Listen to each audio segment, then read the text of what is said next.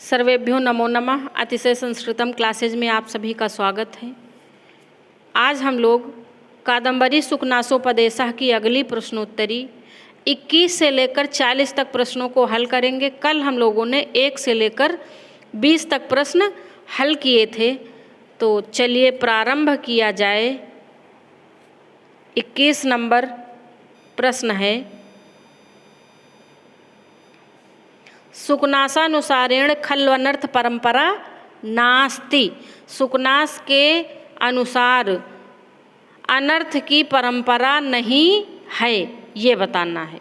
का गर्भेश्वरत्वम, खा अभिनव यौवनत्वम, गा अप्रतिम रूपत्वम और घा है मानुष शक्तित्वम। तो अनर्थ की परंपरा है नहीं पूछा, नास्ति पूछ रहा है ना। तो गर्भेश्वरत्वम यानी गर्भ से ऐश्वर्य की प्राप्ति, यह तो है। और अभिनव यौवनत्वम नई युवा अवस्था, ये भी है अनर्थ की परंपरा। अप्रतिम रूपत्वम अत्यधिक सुंदर रूप, ये भी है अनर्थ की परंपरा। और मानुष शक्तित्वम ये नहीं है, यही वाला नहीं है। तो इसका मतलब नहीं पूछा है ना, तो यही उत्तर आपका सही होगा। घा नंबर सही होगा, बाकी ये सारे गलत हैं प्रश्न की दृष्टि से। मानुष शक्तित्वम लिखा है ना, अमानुष शक्तित्वम होता तब सही होता। अमानवीय शक्ति यानी कि बहुत बलशाली होना, ये भी अनर्थ की परंपरा है। अब हम लोग चलते हैं प्रश्न नंबर 22 पर। अनर्थ परंपरा पदे समासः अस्ति। अनर्थ परंपरा पद में कौन सा समास है? का सा ताता दिया है ना, सा ता सा षष्ठी तत्पुरुष समास। और खा नंबर दिया है बहुब्रीहि समास। गा कर्मधारय, घा व्याधिकरण बहुब्रीहि। तो अनर्थ परंपरा में समास है का नंबर षष्ठी तत्पुरुष, यानी कि अनर्था नाम परंपरा, अनर्थ परंपरा। अब अनर्थ की परंपरा कौन सी है? अच्छा, परंपरा शब्द का क्या अर्थ है? कोई भी चीज़ जो बहुत लंबे समय से चली आ रही है वो परंपरा हो जाती है, यानी बार बार वही चीज़ होती रहे। तो ये इतनी सारी चीज़ें, जो चारों चीज़ें मिलती हैं, कौन कौन सी? गर्भेश्वरत्वम, अभिनव यौवनत्वम, अप्रतिम रूपत्वम, अमानुष शक्तित्वं च, ये सभी चीज़ें अनर्थ की परंपरा बना देती हैं। अगला 23 नंबर प्रश्न है, सतत अमूल मंत्र गम्योपदे अमूल शब्द से अर्थः अस्ति। अमूल पद में, इस पद में का जो जड़ है, खा जो जड़ नहीं है, गा जो जड़ी बूटी नहीं है, घा जड़ी बूटियों होगा, जड़ी बूटियों से नहीं। तो इसमें उत्तर क्या होगा? इसमें उत्तर होगा आपका घा नंबर, जड़ी बूटियों से नहीं। तो ये जो अमूल, मूल शब्द माने होता है जड़, और अमूल कहा गया, इसका मतलब जड़ी बूटियों से भी नहीं। यहाँ मूल शब्द से तात्पर्य जड़ी बूटियों से लिया गया है, और अमूल इसलिए प्रयोग किया गया है कि जड़ी बूटियों से भी नहीं दूर होता है, और मंत्रों से भी नहीं दूर होता है। क्या? युवा अवस्था में जो व्यक्ति के अंदर मद या अहंकार उत्पन्न होता है वह। आगे हम लोग चलते हैं पेज नंबर 12 पर। बुद्धि ही कदा कालुष्यम उपयाति। बुद्धि कब मलिनता को उपयाति उत्पन्न करती है। उपयाति लट लकार का रूप है। यौवनारंभे का नंबर में दिया है यौवनारंभे, खा अभिनव यौवने, गा यौवन प्रभवम, घा आ प्रदीप प्रभापयेनम। तो 24 नंबर में उत्तर क्या होगा? बुद्धि कब कलुषता को उत्पन्न करती है? तो उत्तर होगा यौवनारंभे। ऐसा वाक्य में आया है, सुकनासोपदेशः में पंक्ति आई है, यौवनारंभे च प्रायः शास्त्र जल प्रक्षालन निर्मलापि कालुष्यम उपयाति बुद्धि ही।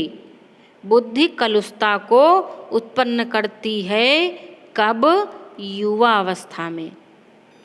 तो इस तरह से का उत्तर सही है। 25 नंबर प्रश्न पे आ गए। अनुज्झित धवलतापि यूनाम दृष्टि ही भवति। उज्झित माने त्याग कर, अनुज्झित माने बिना त्याग कर, धवलता माने श्वेतता, आपि माने भी। तो श्वेतता को बिना त्यागे हुए भी यूनाम युवकों की दृष्टि भवति होती है। जब तक हम प्रश्न का अच्छे से अर्थ नहीं समझेंगे तो हम उत्तर नहीं दे पाएंगे अच्छे से, इसलिए प्रश्न समझना बहुत ही आवश्यक है। और अगर टेस्ट सीरीज अच्छी लगे तो प्लीज़ लाइक शेयर और सब्सक्राइब करना चाहिए आप लोगों को। तो अनुज्झित धवलतापि यूनाम दृष्टि भवति का रागैव खा विरागैव गा राग सरागैव और घा नंबर राग मलावलेपैव। कैसी हो जाती है दृष्टि? पुरुषों की, युवकों की। तो युवकों की दृष्टि हो जाती सरागैव। दृष्टि कैसी हो जाती? राग से युक्त। और बुद्धि कैसी हो जाती? कालुष्यम उपयाति। कब? युवावस्था में। तो सबकी अलग अलग विशेषताएं दी हुई हैं कि युवावस्था में बुद्धि कैसी हो जाती है, युवावस्था में स्वभाव कैसा हो जाता है, युवावस्था में दृष्टि कैसी हो जाती, राग से युक्त हो जाती है। 26 नंबर प्रश्न है। अनुज्झित धवलतापि खाली स्थान भवति यूनाम दृष्टि। अगर 25 नंबर प्रश्न आपने अच्छे से समझ लिया तो 26 का उत्तर भी दे लेंगे। का रजो भ्रांति युक्तम खा सरागैव गा विरागैव घा राग मलावलेपैव। तो अनुज्झित धवलतापि सरागैव, खा नंबर उत्तर सही, सरागैव भवति यूनाम दृष्टि। धवलता का परित्याग किए हुए भी राग से युक्त हो जाती है युवकों की दृष्टि। अब यहाँ पर हम लोग देखते हैं 27 नंबर प्रश्न। वातेव पदस्य अर्थः भवति। वातेव पद का अर्थ है का वात रोग, खा सन्निपात रोग, गा वायु रोग और घा बवंडर आंधी। तो वातेव का क्या अर्थ है? वातेव का अर्थ है घा, यानी कि बवंडर या आंधी, बवंडर या आंधी। वात रोग तो एक रोग है, वात कफ पित्त वाला, और सन्निपात भी एक रोग है जिसमें नींद बहुत आती है, और वायु तो सामान्य वायु, इसलिए वातेव पद का अर्थ है बवंडर। आगे चलते हैं हम लोग पेज नंबर 13 पर। 28 नंबर प्रश्न है। यौवन समये पुरुषम प्रकृति भवति। युवा अवस्था के समय में पुरुषों की प्रकृति हो जाती है। का सरागैव, खा वात्यायव, गा शास्त्र जल प्रक्षालन निर्मला और घा है कालुष्यम उपयाति। तो कैसी हो जाती है पुरुषों की प्रकृति यानी कि स्वभाव? तो स्वभाव हो जाता है वात्या इव, यानी कि खा उत्तर सही है। पुरुषों की प्रकृति कैसी हो जाती है? वात्यायु। वात्यायु के विषय में क्या कहा गया? अपहरति च वात्येव शुष्क पत्रम समुद्भूत रजो भ्रांतिर अति दूरम आत्मेच्छया यौवन समये पुरुषम प्रकृति। जैसे बवंडर सूखे पत्ते को अपने अनुसार कहीं भी उड़ा ले जाती है, वैसे ही पुरुषों की प्रकृति उस बवंडर के समान पुरुषों को किसी भी विषय भोग की तरफ मोड़ ले जाती है। ऐसा इसका अर्थ समझेंगे। अर्थ समझते हुए चलेंगे तो हर चीज़ स्थायी होती हुई जाएगी। 29 नंबर प्रश्न है, नव यौवन कसायितात्मनः आस्वाद्यमानानि विषय रूपाणि भवन्ति। नव युवावस्था में कसायित आत्मनः, जब हमारा मन ही कसैला होता है तब आस्वाद्यमानानि विषय रूपाणि, विषयों का आस्वादन हमें कैसा लगता है। का मधुर तराणी, खा कसाई तराणी, गा सलिलानीव और घा आस्वाद्यमानानि कैसा हो जाता है। तो इसमें होगा 29 नंबर में होगा का नंबर आपका सही है, का उत्तर सही है। मधुर तराणी, जैसे कसैले फलों को खाने के पश्चात जब हम जल पीते हैं तो हमारी जिह्वा में मीठा मीठा मधुर लगता है, वैसे ही युवावस्था में हमारा जब मन ही कसैला रहता है तो विषयों का आस्वादन हमें मधुर लगता है। वास्तव में मधुर नहीं होता है, लगता है। जो होता है वो होता नहीं है, जो नहीं होता है वही लगता है। 30 नंबर प्रश्न है, इंद्रिय हरिण हारिणी पदे समासः अस्ति। इंद्रिय हरिण हारिणी पद में समास है। का उत्प्रेक्षा, खा उपमा, गा मानवीकरण, घा रूपक। तो इंद्रिय हरिण हारिणी पद में समास है रूपक, यानी कि घा उत्तर आपका सही है, रूपक होगा। इंद्रिय रूपी हिरणों को हरने वाली, ऐसा होगा। उन्मार्ग प्रवर्तकः पदस्य अर्थः अस्ति। उन्मार्ग प्रवर्तक पद का अर्थ क्या है। का उन्नति के मार्ग पर ले जाना, खा अवनति के मार्ग पर ले जाने वाला, गा कुमार्ग पर ले जाने वाला और घा है सुमार्ग पर ले जाने वाला।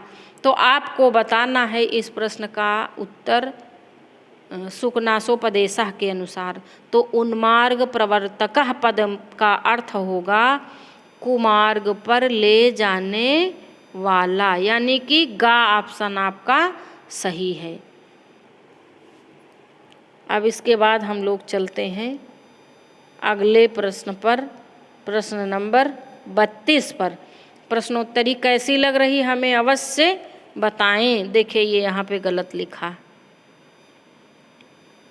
ऐसे हलंत रहेगा।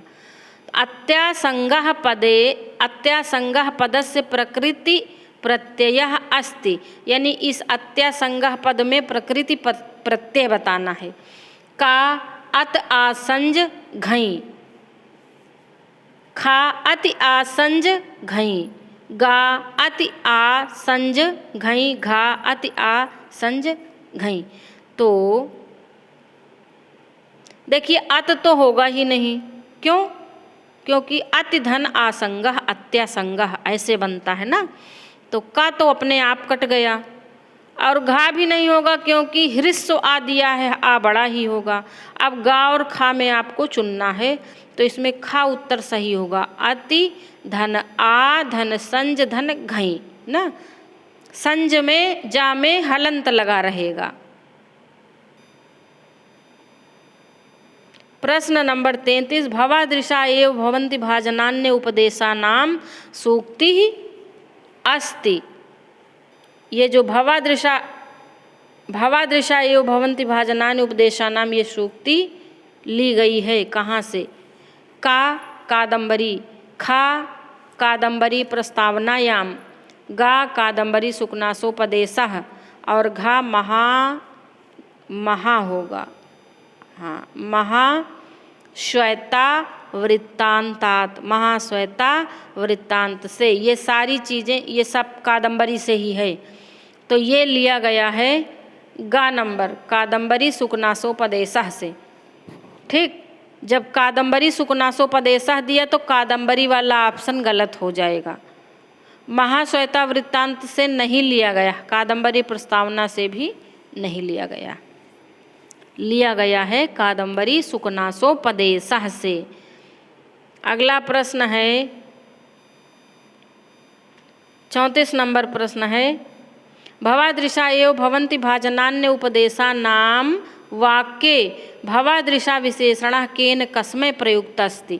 यानी कि ये जो भवादृशा आप जैसे, भवादृशा माने आप जैसे, एव ही आप जैसे ही, भवन्ति होते हैं, भाजनानि माने पात्र, उपदेशा नाम उपदेश के, आप जैसे लोग ही उपदेश के पात्र होते हैं।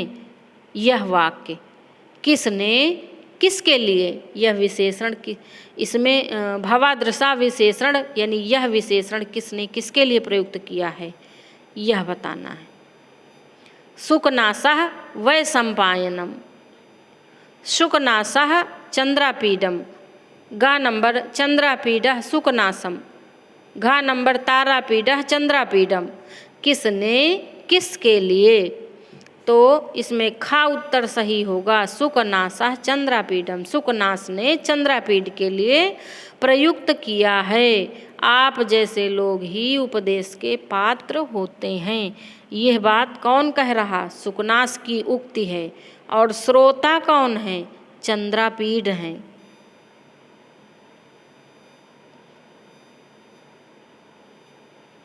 अगला प्रश्न है उपदेश गुणाः सुखेन प्रविशन्ति, उपदेश गुण सुखपूर्वक प्रवेश करते हैं। का स्फटिक मणाव्यू, स्फटिक मणि के समान। खा रजनिकर गवस्थयो, गभस्ति माने होता किरणें और रजनी चंद्रमा की किरणें। अपगत मलेही और घा नंबर दिया है करिण इव शंखाभरणवत, हाथी के समान, शंखाभरण माने शंख के आभूषण की तरह। अपगत मले माने स्वच्छ, अपगत जिसमें मल ना हो अर्थात स्वच्छ।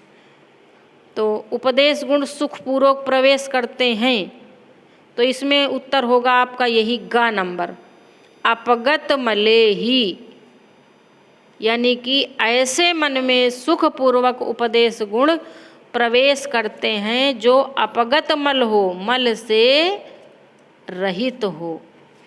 उस हृदय में उपदेश कैसे प्रवेश करते हैं, जैसे स्फटिक मणि में रजनीकर अर्थात चंद्रमा की किरणें प्रवेश करती हैं, ऐसा दिया हुआ है किसी पैराग्राफ में। अब हम लोग प्रश्न नंबर 36 पे आ गए हैं। गुरुवचनम अमलम अपि सलिलम्यु अभव्यस्य करणे उत्पादयति।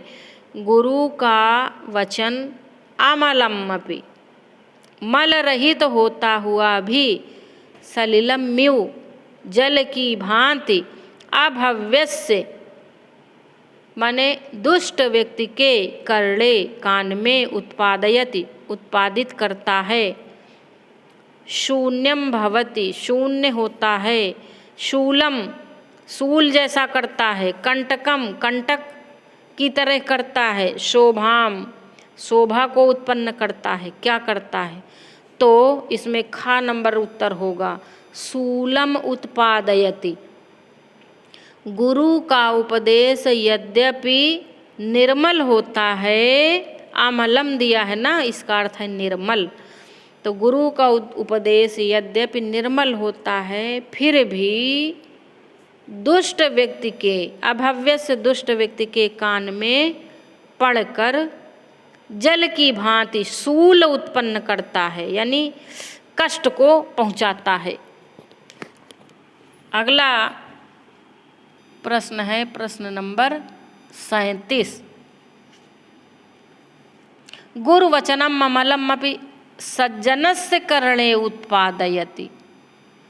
गुरु का वचन निर्मल होता हुआ सज्जन के कानों में उत्पादयति उत्पन्न करता है। का आनन शोभा समुदयति, खा शूलम उत्पादयति, गा कालुष्यम उत्पादयति उपयाति और घा निर्मलताम। तो इसमें क्या होगा, गुरु का वचन जब अच्छे व्यक्ति के कानों में पड़ता है तब वह कैसा हो जाता है? तो इसमें का नंबर सही होगा, आनन शोभा समुदयति, ऐसा दिया है ना कि उसके आनन अर्थात मुख की शोभा को बढ़ाता है। और किस प्रकार बढ़ाता है? करिण इव शंखाभरण आनन शोभा समुदयति अधिकतरम उपजनयति ना, जैसे हाथी के समान शंखाभरण इस तरह से आनन की शोभा बढ़ाता है। अगले प्रश्न पे हम लोग चलते हैं। 38 नंबर प्रश्न है, प्रसम हेतुर्वयः भवति, प्रसम हेतुर्वयः भवति का यूनां दृष्टिः खा पुरुषं प्रकृतिः गा यूनां बुद्धिः घा गुरुपदेशः। तो अब इसमें बताना है कि प्रसम हेतुर्वयः भवति, प्रसम हेतुर्वयः होता है। अब अगर प्रसम हेतुर्वयः का अर्थ आपको पता होगा तभी आप उत्तर दे पाएंगे। प्रसम हेतुर्वयः का अर्थ है अंतःकरण की वृत्तियों की शांति का कारण, हेतु अर्थात कारण, और प्रशम यानी कि समन करना। तो अंतःकरण की जो चित्त वृत्तियाँ हैं उनकी शांति का कारण होता है। यूनाम दृष्टि, युवकों की दृष्टि, पुरुषम प्रकृति ही, पुरुषों की प्रकृति, और यूनाम बुद्धि, युवकों की बुद्धि, और घा गुरुपदेशः। तो किसके साथ ये मैच कर रहा है? घा नंबर गुरुपदेशः, गुरु का उपदेश प्रसम हेतुर्वयः होता है, यानी कि अंतःकरण की वृत्तियों की शांति का कारण होता है। प्रसमस्य हेतु, प्रसम हेतु षष्ठी तत्पुरुष समास। 39 नंबर प्रश्न है, गुरुपदेशः न भवति, गुरु का उपदेश नहीं होता है। कैसा नहीं होता है? ना यानी नहीं पूछा है, नहीं और हाँ का बहुत ध्यान रखते हैं अन्यथा गलत हो जाता। का श्रवण स्थितम शूलम अभव्यस्य, गुरु का उपदेश नहीं होता है। श्रवण स्थितम कान में पढ़कर शूल को उत्पन्न करता है, अभव्यस्य अर्थात दुष्ट व्यक्ति के कान में पढ़कर शूल उत्पन्न करता है, तो करता है यानी ये तो होगा। खा नंबर करिण इव आनन शोभा समुदयति, हाथी के समान आनन अर्थात मुख की शोभा को बढ़ाता है गुरु का उपदेश। ना प्रसम हेतुर्वयः, प्रसम हेतुर्वयः अर्थात अंतःकरण की वृत्तियों की शांति का कारण नहीं होता है। और घा नंबर है शिरसिज जालम अमली कुर्वन, हमारे बालों, शिरसिज माने केश समूह को निर्मल बनाने में जो सफ़ेद रंग होता है तो उसी के संबंध में कहा गया है। तो जो गुरु का उपदेश होता है बिना वृद्धावस्था के शिरसिज जालम अमली कुर्वन होता है। जैसे वृद्धावस्था में बाल श्वेत हो जाते हैं, वैसे गुरु का उपदेश बिना वृद्धावस्था के ही श्वेतता को अर्थात निर्मल बनाता है। तो ये भी सही है और ना पूछा है, इसलिए गा उत्तर आपका सही होगा। ये सारे गुरु के उपदेश की विशेषताएं हैं तीनों, का, खा और घा। तो नहीं पूछा इसलिए ये तीनों नहीं होंगे, उत्तर आपका गा होगा। ना प्रसम हेतुर्वयः होगा क्या? प्रसम हेतुर्वयः होगा। ठीक, अगला प्रश्न है प्रश्न नंबर 40 और अंतिम प्रश्न है।